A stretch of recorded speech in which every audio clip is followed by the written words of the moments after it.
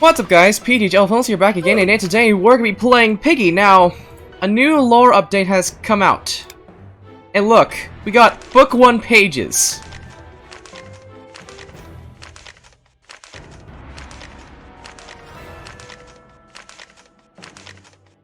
I don't even know what they are. And also we got the book 2 settings in here. Well, we don't have the high graphics because obviously this is shadow map, obviously, or voxel, I'm not even sure.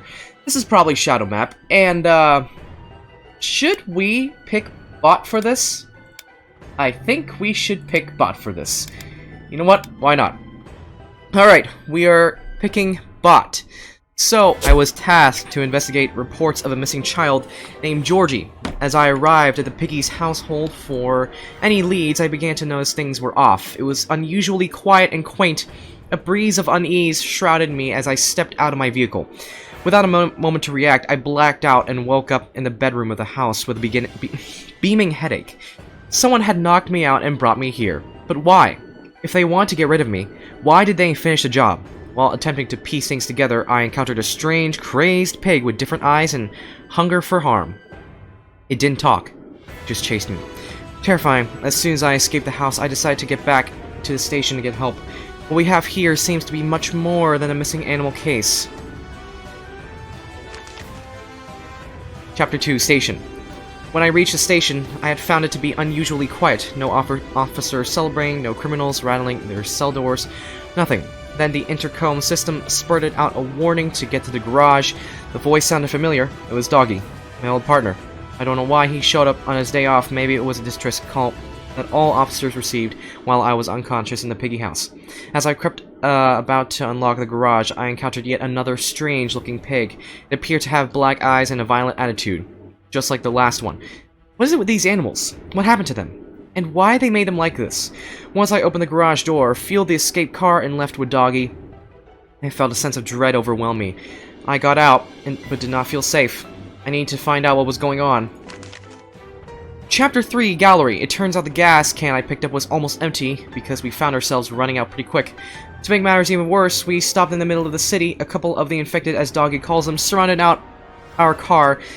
We rushed into the nearby building, the Gallery. I haven't been here since we investigated a reported robbery last month. It seemed to be a little run down as well. We quickly sealed the building only to soon realize that the infected entered as well. It was very strange to see a place once so calm become so chaotic. The doggy told me that he never liked galleries anyway. Chapter 4, Forest. Doggy and I have been safe and sound in this forest for weeks now. We've been silent visiting small towns and taking supplies from them. We spoke for days about what we'll do when it's over. Doggy said he'd like to travel south someday and visit old monuments and ruins. I don't know what I'd do. I couldn't get my mind off the world state. One night I woke up to discover a broken and empty potion and a missing friend. I looked around and found Doggy. He was one of them. My guts sank, and I felt weak. Where did this potion come from, and why did he drink it? Was he forced to? He had red eyes, not like the others. Someday I will get to the bottom of this. As I left the forest to no longer be faced with such a harsh blow to my heart, I came across a radio with a voice that instructed me to head to a school, clinging onto anything to distract my mind. I followed their instructions. Chapter 5, School. Still recovering from the loss of Doggy, I felt out of touch when reality, like I was a blur, just floating through time. However, I pressed on. The radio I found in the forest instructed me to help them out and find their friend trapped in school. Maybe if I could find my friend, I could help them save theirs. That's when I met Bunny, a sharpshooter bunny with an eye patch. She had barricaded herself in the school surveillance room after a failed supply run. She was very kind, not to mention thankful. Her enthusiasm inspired me to be strong and get a hold of myself. As we headed to the sewers and meet up with a mysterious radio voice, my head started burning up. I did not feel too well at all. I ignored it and continued moving forward. We met with Mr. P with a very rich celebrity. It was certainly strange to find someone of this status walking about in the sewers. He thanked me for my help, and the more he spoke, the harder I found it to pay attention. My head hurt more and more until I passed out there. The last thing I remember was being wheeled in the hospital and seeing Doggy. Chapter 6, Hospital. I woke up in a hospital with Bunny on my side. She seemed to lighten up when she saw my eyes open. Bunny explained that Mr. P and the researchers didn't think I'd make it, as I showed minimal symptoms of the infection. She didn't give up on me, though. I rescued her, so she believed it was her duty to protect me from being tossed down and deemed a lost cause. Bunny told me that I woke up in the perfect time as the place was being evacuated. A doctor was infected and caused severe panic. I jumped out of bed and got to the rooftop where a helicopter was supposedly waiting for us. It wasn't there, they left without us, and who knows where. Bunny and I need to come up with a way to get up out of hospital ourselves and fast.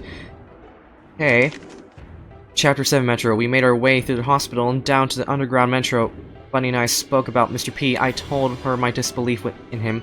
I could not understand why he would not wait another moment longer for us. She explained that lately he has become more and more delusional and obsessed with his search for a cure.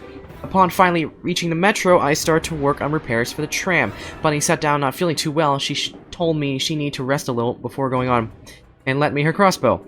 When the repairs were ready, she told me that she was infected. I was very reluctant to believe her. She explained that she was one of the test subjects at Mr. P's cure tests at the hospital. Hers did not go so well. I told her that we could find a cure, and she couldn't hold on long enough to find it. Bunny didn't want to go on as she feared putting me in danger. I got on the tram looking back at her as she stayed behind to fight off any infected that may be still there. My heart hurt and my fist clenched. I was going to find Mr. P. Chapter 8. Carnival.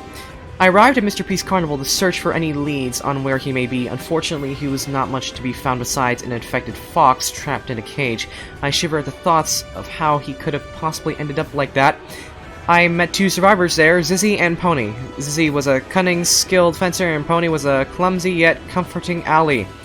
They were kind enough to allow me to join them. They told me they were on a supply run, but found me on the way to trusting me enough, and I led back to their safe house. They spoke a lot about untrustworthy people and how I should watch out for them. It seemed that this whole situation really brought out the worst in some. Look at that. Chapter 9, City. We arrived at the city, a run-down mess. They set up their safe house in a hotel as it had plenty of bed and supplies. Recently, they've been running low. It was there I learned a few things about my two new allies. Zizzy taught her younger sister, Z and Zuzi, how to fight. Pony studied optometry like his father. I told him my story and how I was searching for Mr. P. Saying his name struck something in me, a negative emotion that burned inside my gut. As we spoke, we discovered a mysterious figure watching us. It didn't seem to be infected. As it ran away, when we noticed it, Zizzy and I ran after it. We chased the figure to the mall, only to discover that it was Georgie, the missing child. He had a deep fear in his eyes when we asked him his little fort, coupled with an awful stench. I asked him why he was missing. He told me about his family. They visited the hospital without him and came back acting strange. So he ran off to find his grandmother in the city in hopes that she could help him out. Unfortunately for him, the city seemed to all act the same way his family did by the time he got here, so he hid himself. This poor, cruel world took his family away from him. I cannot imagine what that must feel like at his age, so we brought him back to the safe house with us. It was there I met the Safe Place crew, Zizzy's sisters, Mimi and Giraffe. Mimi was a smart engineer. She knew her way around technology quite well. Giraffe was a tough guy with a strong passion for nature and ecology. He loved plants.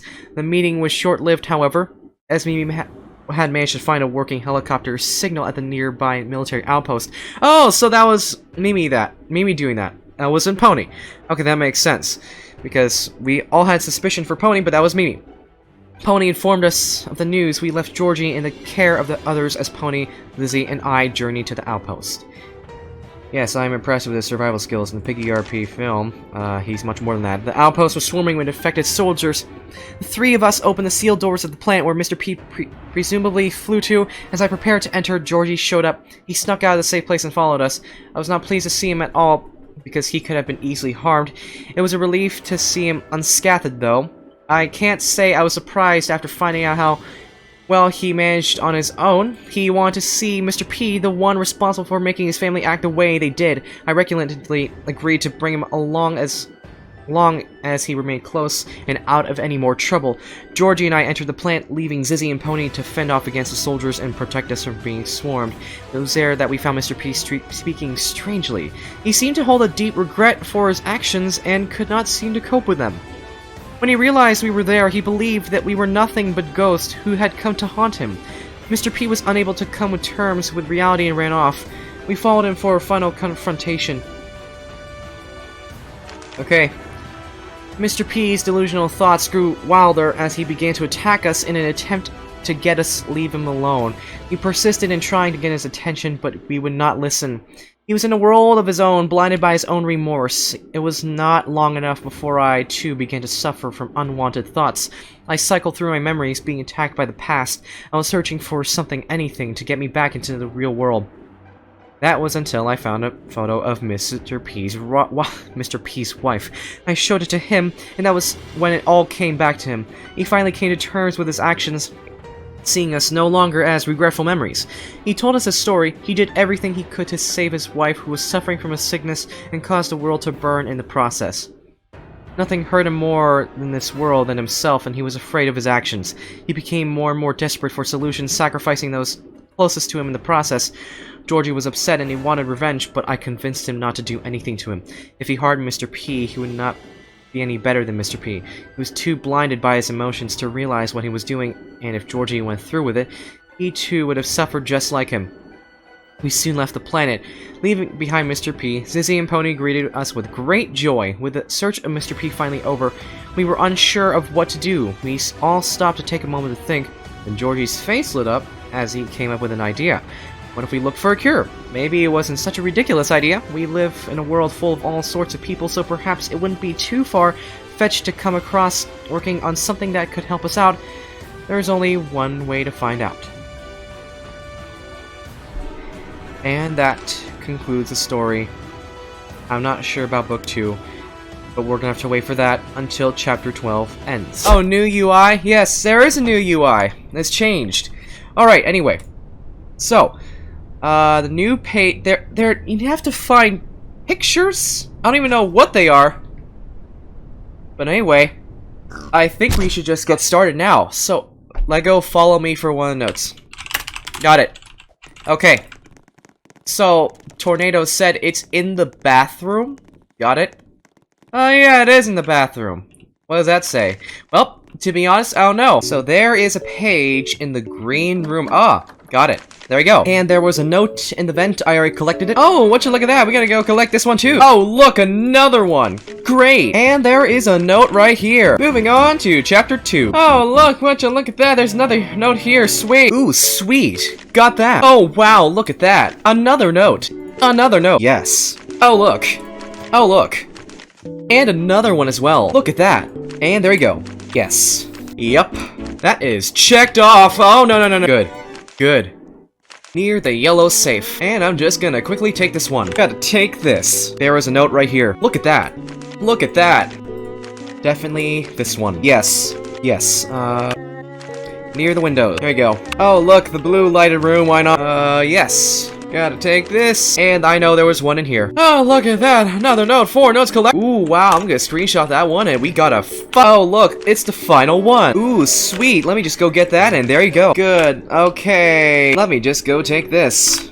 Don't forget that screenshot. Can't forget this one. Don't forget this one. Last one should be right here. Yes, note in here. Gotta take this one. There you go. Gotta go take this one. I just gotta take this. There you go. Take this. And don't forget this one. Found you. Oh yeah, especially not this one. I gotta take this one. I need a screenshot. Oh yeah, definitely in the vents. In especially Birdie Bank. Found a note in arcade. Oh well, look at that. Mousie's out of the vents. That's something we never seen before, right? Oh look, a note in this place. Let's go collect that. Oh no, I accidentally collected the note. I know it's around here somewhere. That's one shirt. That is that. Oh, there it is. Oh look, another event here. Yes. That one. Nice. A note right here. Oh, I gotta quickly go get this. There you go. Good. I got this note. Yeah. And I got this. Oh, yeah. Definitely this one. I got it. And that's the last one.